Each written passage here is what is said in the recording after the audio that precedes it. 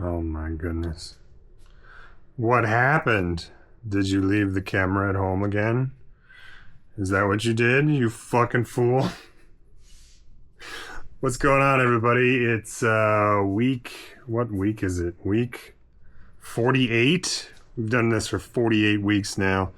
What's this? This is an LGS. Well, it's a basement, but it's also an LGS. We've been doing it in our basement for over, I don't know, about a year. Not over a year yet. 48 weeks. That's how long. It's PandorasDeckbox.com. You can go there. You can use the code EATSHIPANDDIE. Save 5% on your first order. I'm just wandering around like a lunatic. It's late. I forgot the camera at the house, so now every week we record a thing, a little vlog, and we put it on the internet, and you can watch it and stuff. The camera lens is real dirty. Does that help? Did it rub you? Did it rub you nice? All right, whatever. What is that? Oh, wait a minute. I'm learning. There we go. I don't know. This is the Insta360. It's not made for this. It's a different thing. It's, you use it at the card shows, you use it for security. All right, I'm rambling. I got my notes down here. I'm going to look and walk because I'm not going back to home to get the camera, okay? Every week we talk about the news, Pokemon, Magic, other sports cards, whatever is relevant. And we report on it. And we also talk about our business, talk about how it's going with that. There's that's the intro. All right, Magic news. Oh wait, it's not Magic news. It's sports cards news. That's different, right? Sports cards news. Apparently, it's come to light that a massive scam has been going on with the sports card world. All right, we're talking close to $500 million in fake cards. A dude in Indiana was creating fake cards, fake holographic, fake signatures, all that super fake. PSA's been slabbing the fakes as real. The fraudster himself said that, we've given these signatures to the real players that made this, and they don't know that their signature's not real. So he's just using an auto pen. He's gonna, he's whatever. I don't know how to say this on YouTube without getting demonetized or canceled or whatever, but he deleted himself. I don't know if the person who revealed it was the same person doing the fraud. I think it was. The cops raided his warehouse and they found dude no longer making fakes. He's just a dude now. Anyway, he's less of a dude now. Sorry. This will likely have huge impacts in the sports card industry. How do we I've been saying, if we know how to detect fakes and the faking people know that we know how to detect fakes, wouldn't they just make fakes better? Wouldn't they then employ all the things? And that's what he did. He said he was learning. Any company that implemented security features, he specifically sought out to break those. So that's what he did. And sold $500 million worth of fake stuff. The truth is, it's been happening before. PSA's been grading Pokemon fakes. We saw that thing with the artist proofs, early Gen 1 stuff. It happens. It's gonna be a thing that keeps happening. We just gotta be on our toes as best we can. But it's also kind of inevitable. So, I don't know. It's interesting. It's some news. All right? Magic news. That was sports cards news. But, while we're on the topic of fake cards, here's something interesting. You know the Lord of the Rings box? That collector booster box that happened a couple years ago, and Post Malone got the 101 serialized ring. Some dude cracked it and sold it to him for, I don't know, $1.5 million, some crazy number. PSA, there's a certificate number, right? You can look it up. You can do this at home, but if you go to the PSA website, you type in his security, it's 770-32826. That's his cert number. I'm going to pull it up right now. I'm going to pull it up on my phone. Certification number has been temporarily deactivated as a precautionary measure Due to its association with a known counterfeit in the market, to resolve this issue, whatever. Is Post's ring fake? Or is there another fake with his number floating around? It's probably real. This is probably like 99% chance that he's got the real one. But if he doesn't have the real one, and that little green box still has a serialized 1-of-1 ring in it, it's already $1,000. It could easily be $10,000 as people gobble that thing up. With the renewed insanity on a one-of-one ring hunt in Magic, that'd be earth-shattering. That'd be crazy. So, you know, if that turns out to be the case, then good luck. Good luck finding a box to buy. We do have one. I don't know how this is going to come out, but we got one. It's in the back there. We also got the special collection, but who cares about that? It's only $2,000. If this 1-of-1 ring is in there, then blow that other one right out of the water. All right, I'm scratching my nose. I'm looking at notes. I'm pushing my glasses on. It's a disaster, okay? Sonic Secret Lair. It happened on Monday. They had a 2-person limit, or a two item per person limit, which means most people got what they wanted. And the queue was very long, but scalpers didn't scoop it all up. So people got what they wanted, which is awesome. The first one sold out in about 3 hours, which is close to, you know, the starting time of the queue and the people. Again, it took us like 2 hours to get through. We got through. We got a little bit of Sonic coming. We also ordered some Sonic from distribution, and that's the non-foil friends and foes only. You can't get foils, you can't get the other ones, but that's what we get. We got that, and to our surprise, Sonic gotta go fast. They put in a chase for shipping. Some people got the product super fast, like 2 days after it launched, and people have been cracking it. The Chaos Emerald is super rare, as we knew it was going to be, and there's multiple colors, so getting a specific version of the Chaos Emerald is going to be tricky, and they're expensive. The purple one sold on eBay for $1,500, so I'm curious if these things are going to sell out now. They also changed the cap from 2 to 5, so they want these to sell out. If the emeralds, there's just a lotus petal, right? It's not that big a deal of a card. But people are crazy. It's Sonic. So if somebody paid $1,500 for one of these things, and you can buy, the hit rates were kind of revealed. We think it's it's like 1 in 6 to 1 in 10. Some people are saying 1 in 15 kits for a Chaos Emerald. If you buy 10 of these for, you know, $50 a pop, you could probably get the same foil-y. I'm not sure about this, but I think you can get the foil version of the Emerald in the non-foil kits, which is cheaper. They'll sell out quick because, you know, it's a $500 investment. You get a $1,500 card out of it. Granted, they're going to come in. It's early, right? More is going to come on the market, and they're going to have, you know, price drops. That's how it works.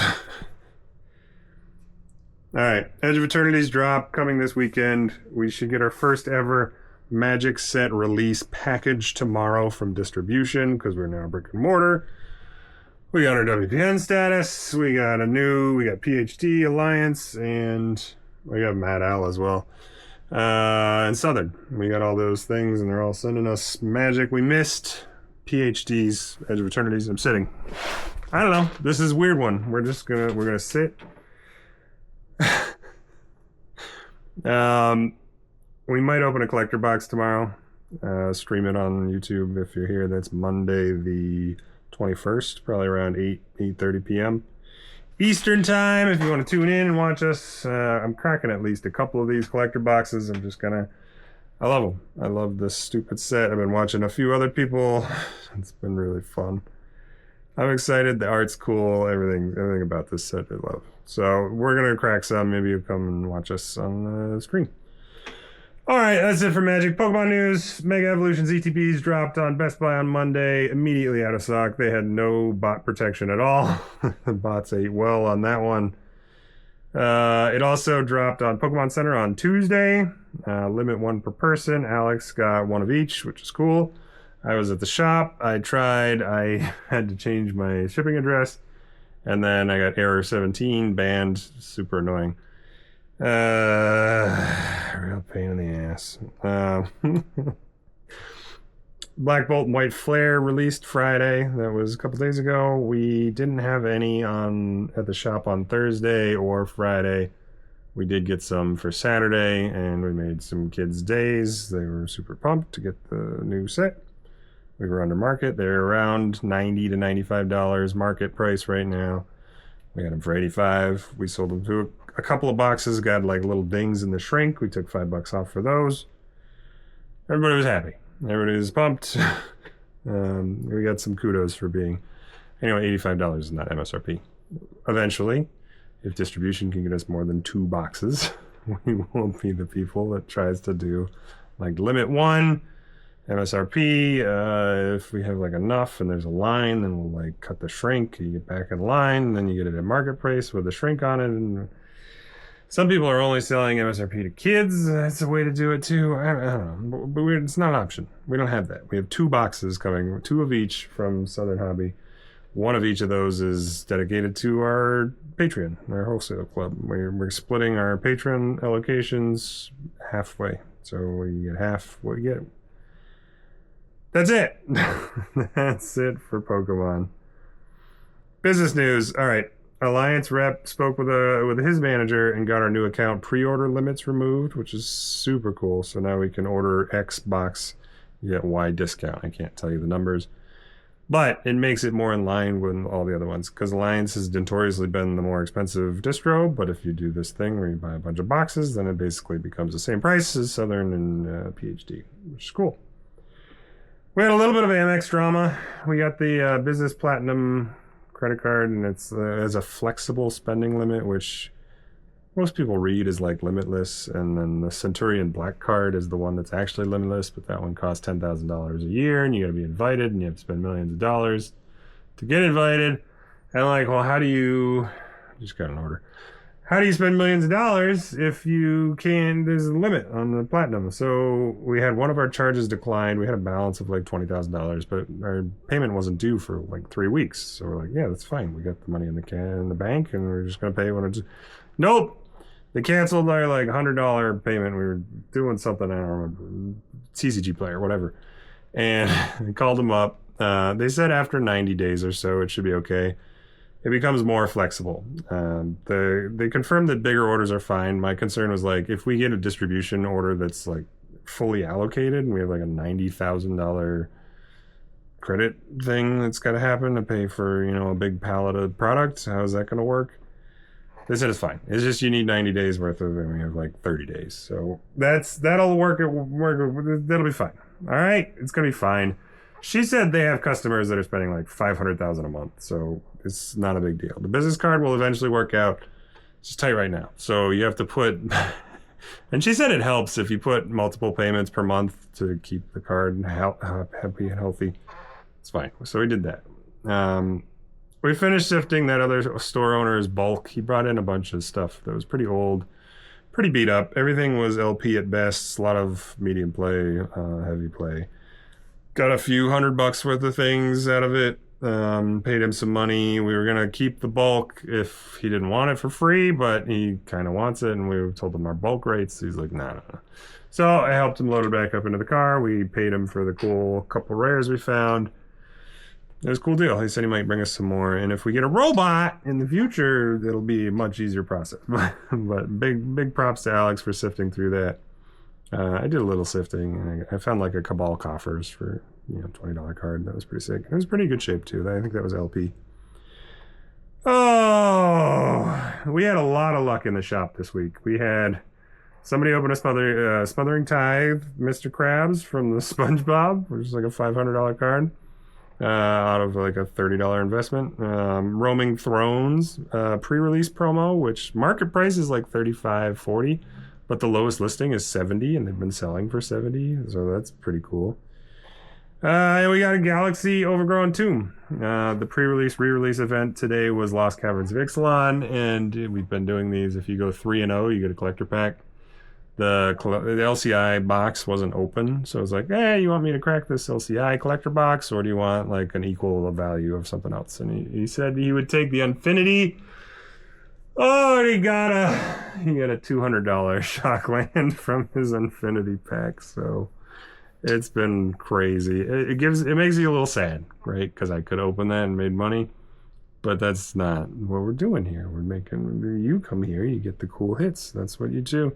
Guaranteed hits, not guaranteed.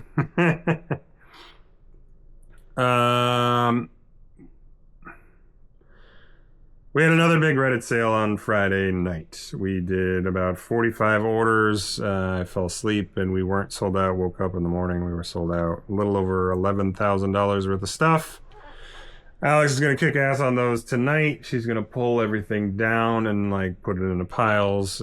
She's signed all the paperwork already, like little thank yous and stuff. We printed out all the invoices. And then we're going to pack through the day tomorrow. I'll be at work, but Alex is going to be here packing and making labels. 45 orders. It's a lot for us. I think eventually we get to a place where it only takes a few hours, but it takes like a full day right now. We're just... it's a lot. It's fine. We just don't have like a perfectly flawless setup for our shipping station. We're still breaking it in. We had a better one in our basement, but now this is a bigger space, but it's a mess. It's a little bit of a mess. We didn't have time to pack any of those during the weekend because the store's been crazy busy. And we have to turn the play space into a packing station, like war room, and we had an event today, so we can't do that last night, and now we're doing it tonight. This was supposed to be a quick one, and it's not very quick. But anyway, with that sale, this is the last piece of news. With that sale, we have officially broken the goal of our monthly revenue of $83,333.34. Why is that a cool number? Because if you multiply that times 12, we just did a month's worth of stuff. That's $1 million a year. So I don't think it was that hard. I mean, we pushed a little bit, but we were churning things that were not so desirable. If we got like real allocation for brand new set stuff and that were profitable product, we're doing it, man. We are now, not officially, but we are on track to be a 7-figure company. We're going to be a $1 million company soon. That's crazy. That's really, really nuts. So, we're less than a year in, and a year from now, we'll easily have hit $1 million as like a little weird side thing in our basement. And everybody was gatekeeping, said, don't do it, it's crazy. A lot of risk. There's a ton of risk in this, and if the market shifts, if things go sideways, it could be bad, but it's been good so far. We started a year ago. We timed it. It's scary. It's very exciting. I'm done with notes. There's no more notes. I throw my phone. I thank everyone that's been on the journey. We only started in this brick and mortar spot in May 1st. And we're like outgrowing it already somehow. Like, how is this place only going to last us 2 months? But we're here for a year anyway. So ideally, I think we'd be here for more. The rent is amazing. The overhead's low. We might have to get employees soon. There's so much that we can do, and there's so much left to do. We're limited by our capacities. We have jobs, we have kids, we have dogs, we have one kid. Thank you for the patrons that are in here and the subscribers. We broke 400 subscribers, which is pretty cool. Some people have joined the Patreon from watching these YouTube videos. One guy joined at a full price. Our early bird tier is full now.